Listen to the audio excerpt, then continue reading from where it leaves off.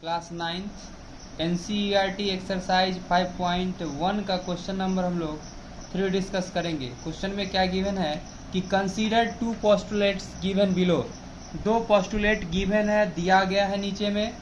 First postulate क्या बोला है कि given any two distinct point A and B are exist a third point C which is in between A and B। अगर हम लोग कोई दो पॉइंट से एक लाइन ड्रॉ करते हैं, जब हम लोग क्या करते हैं कि दो पॉइंट से एक लाइन ड्रॉ करते हैं, जैसे पॉइंट A और पॉइंट B से जब एक लाइन ड्रॉ करते हैं तो क्या इसके बीच में क्या पॉइंट C हो सकता है? तो यह बिल्कुल ट्रू बात है कि पॉइंट C इसके बीच में हो सकता है, क्योंकि A और B के बीच में जो लाइन ड्रॉ किया गया है और एक लाइन को ड्रॉ करने में इनफाइनाइट पॉइंट ज्वाइन कराने पे एक लाइन ड्रॉ हो सकता है। तो हम बोल सकते हैं कि हाँ, A और B के बीच में एक पॉइंट C हो सकता है। बिल्कुल सही बात है। ये स्टेटमेंट जो ये पोस्टुलेट है और ये तो दिया हुआ भी था क्वेश्चन में कि दो पोस्टुलेट कंसीडर है नीचे, तो वो पोस्टुलेट है भी। और कैसे है ये बात हमने समझा कि दो पॉइंट को जब ज्वाइन कराते हैं, A और B पॉइंट को ज्वाइन कराते हैं, तो इसके बीच में पॉइंट C हो सकता है। C क्या, और भी पॉइंट हो सकते हैं, D भी हो सकते हैं, E भी हो सकते हैं, F भी हो सकते हैं।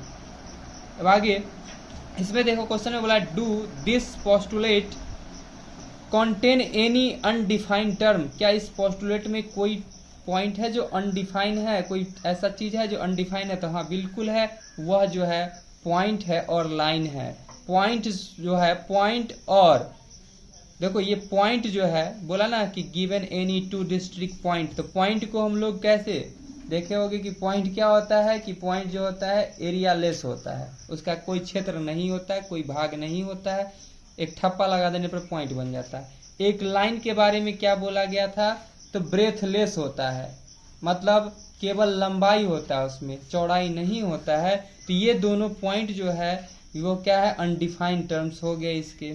ठीक है, आगे क्या बोला, आर द पोस्टुलेट कंसिस्टेंट। क्या यह पोस्टुलेट कंसिस्टेंट है? तो बिल्कुल कंसिस्टेंट पोस्टुलेट है यह। ठीक है, फिर क्या बोला है, do the follow from the Euclid postulate. क्या यूक्लिड पोस्टुलेट को ये फॉलो करता है? तो हाँ, यस, फॉलो करता है ये। ठीक है, तो हम लोग लिख दिए क्या चीज, yes this postulate contain undefined term such as point and lines. Point और लाइन जो है इसमें अनडिफाइंड टर्म है। Also these postulates are consistent because they deals with the two different situation। और दो डिफरेंट सिचुएशन में हमने देखा क्या चीज है, ये है कंसिस्टेंट है। मतलब एक पॉइंट को, मतलब एक लाइन ड्रॉ करने के लिए मिनिमम दो पॉइंट होना चाहिए।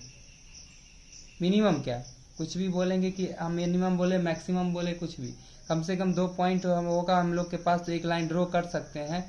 अगर 3 पॉइंट हो, 4 पॉइंट हो, 5 पॉइंट हो, इनफाइनाइट पॉइंट हो, तो सभी को ज्वाइन कराकर भी एक लाइन हम लोग ड्रॉ कर सकते हैं। बशर्ते कि वह पॉइंट क्या होना चाहिए, एक ही शेप में, एक ही जगह पे, एक ही लाइन पे होना चाहिए। कहने का मतलब क्या कि ऊपर नीचे नहीं होना चाहिए, इधर उधर नहीं होना चाहिए, लाइन करना चाहिए, एक ही डिस्ट्रिक्ट पॉइंट पे लाइन करना चाहिए। तो यहाँ पर अगला क्वेश्चन क्या बोला है कि there exist at least 3 point that are not on the same line. एक बताना है कि ये भी एक पोस्टुलेट है कि दो पॉइंट को जब हम लोग एक साथ ज्वाइन कराते हैं, दो पॉइंट को जब हम लोग एक ज्वाइन करा देते हैं A और B पॉइंट को, तो एक लाइन बन जाता है। लेकिन यहाँ पर बोला क्या, एक तीसरा पॉइंट जो है जो इस पे नहीं है। सपोज दैट मान लो यहाँ A है पॉइंट, यहाँ B है और यहाँ C पॉइंट है, और अगर हम लोग A, B और C पॉइंट को ज्वाइन करा देंगे, पॉसिबल है कि एक लाइन ड्रॉ हो? नहीं, दो लाइन ड्रॉ हो जाएगा। एक लाइन पॉसिबल ही नहीं है ड्रॉ करना। तो यहाँ पर यह जो उन्होंने बोला था बिल्कुल सही बोला कि ये भी एक पोस्टुलेट है कि दो पॉइंट को मिलाकर ही एक लाइन ड्रॉ कर सकते हैं। वो भी लाइन क्या होना चाहिए कि दो पॉइंट मिलाने पर एक लाइन ड्रॉ होता है, लेकिन अगर उसके अलावा एक्स्ट्रा लाइन अगर होगा, अगर सेम लाइन पे नहीं होगा तो एक लाइन ड्रॉ नहीं हो सकता, उससे अनेक लाइन ड्रॉ हो सकते हैं।